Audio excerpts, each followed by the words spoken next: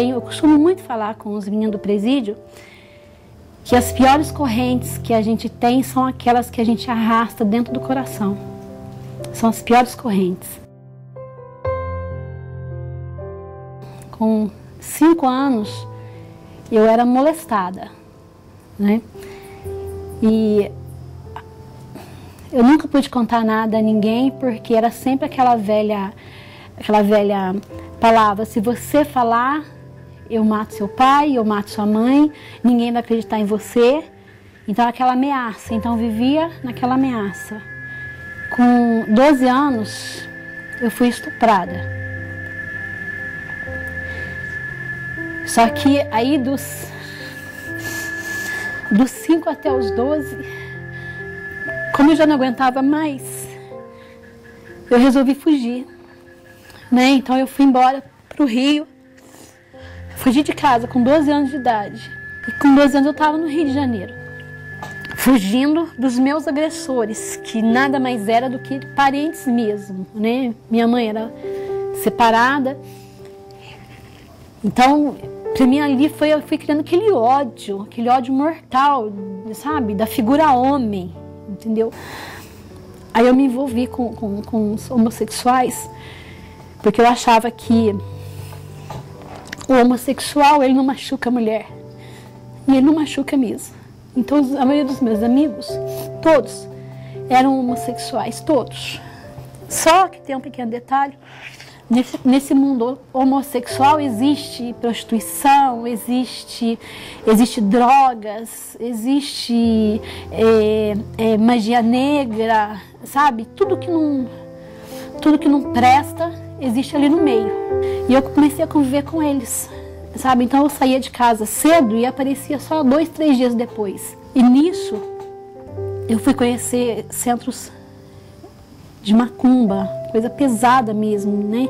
Umbanda, candomblé. Bebia muito, muito mesmo, entrava na mata, meia-noite e saía no outro dia, 6 horas da manhã.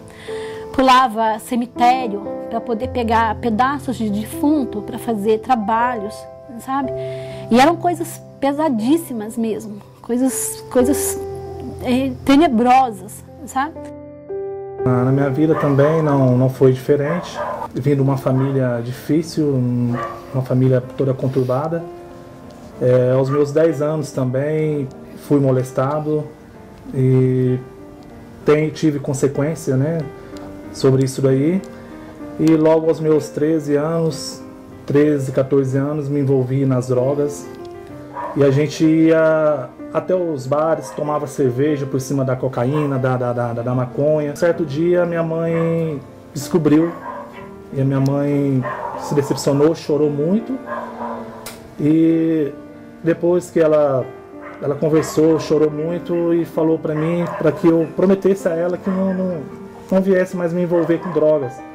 E aquilo me doeu muito, ver minha mãe naquela decepção, né? Toda decepcionada com as drogas. Prometi a minha mãe que jamais eu ia colocar essas drogas, né, na minha boca.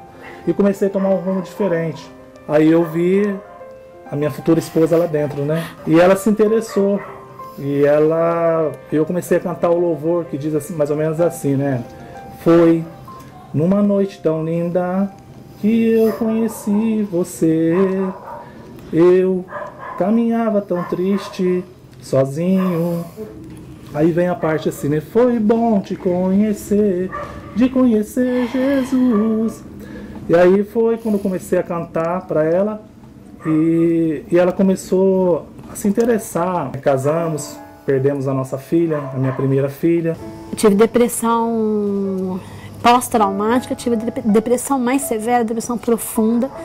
Passou por todos esses problemas, por todas essas dificuldades. Chegamos a uma conclusão que a gente precisava de algo. Esse algo era Jesus.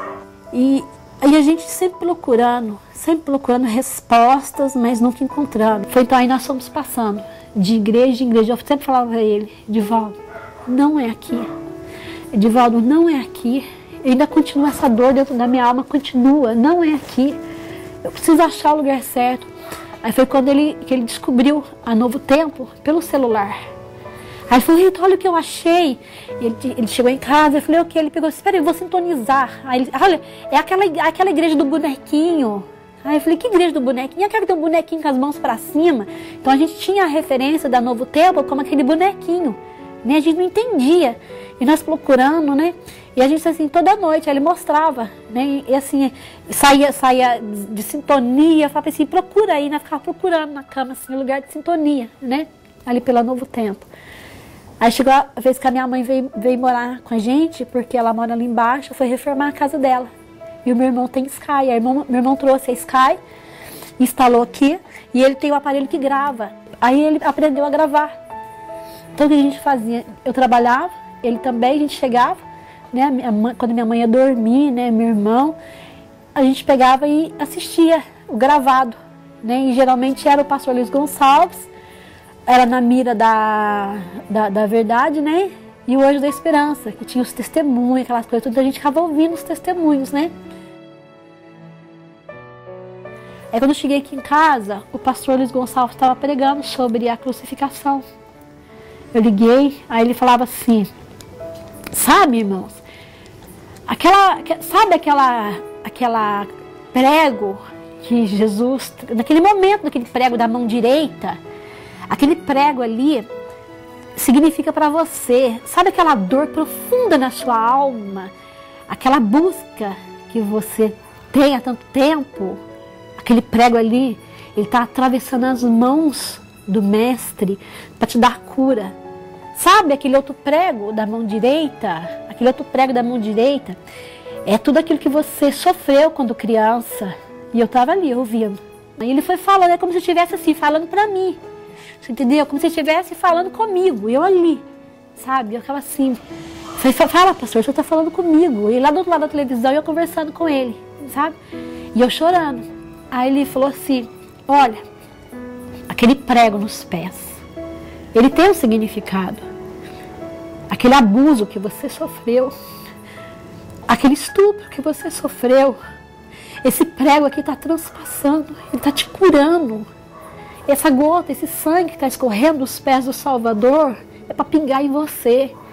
E ali eu comecei a chorar, falei para ele, eu vou para a igreja. Aí foi quando a gente decidiu, o pastor Anderson veio na nossa casa, aí nós batizamos, né?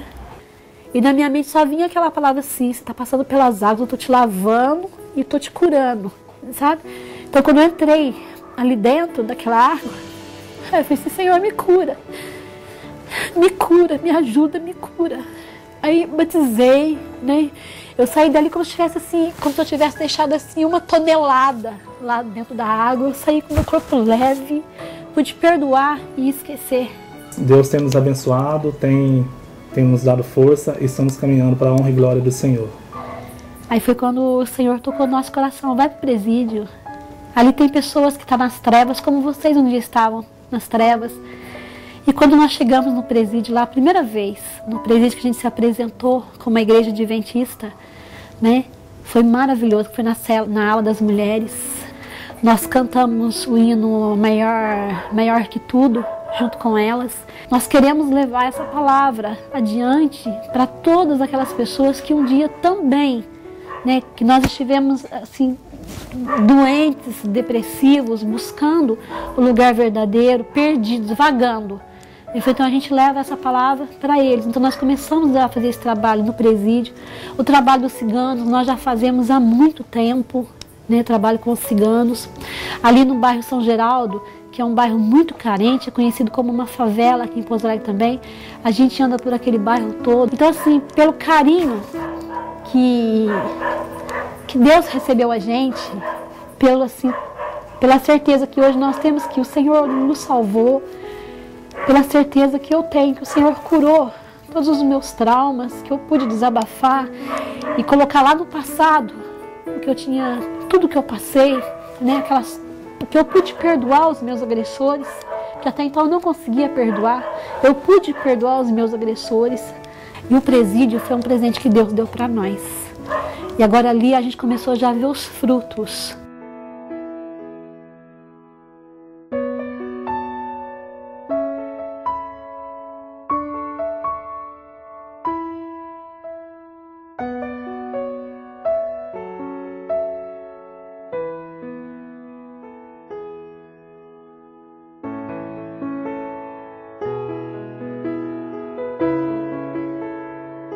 eu quero agradecer o que Deus tem feito na minha vida, pela restauração. Hoje eu vejo a minha esposa feliz, restaurada, não só ela como eu.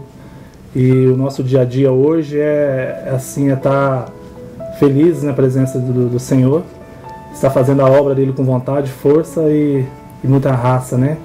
E estar à disposição do Senhor hoje pelo que ele fez e está fazendo na nossa vida. Deus, assim, ele restaurou a minha vida. Deus restaurou meu casamento, ele salvou o nosso casamento. Então, assim, ele tem me moldado dia após dia. Então, todo dia eu oro: Senhor, sozinha eu não consigo. Eu sou falha, eu sou pecadora, mas sozinha eu não consigo. Então, eu preciso da tua misericórdia todos os dias. Então, todo dia eu entrego a minha vida, a vida do meu marido, a vida das minhas filhas nas mãos do Senhor. E peço ao Senhor que sempre esteja na nossa casa, nos dando entendimento, força, né, para essa caminhada que a gente sabe que não é fácil. Ela não vai ser fácil nunca. Nós sabemos que até a volta do Senhor Jesus ela não vai ser fácil. Mas que a gente quer continuar. E que a gente não vai desistir jamais. Né, porque agora a gente realmente encontramos o caminho.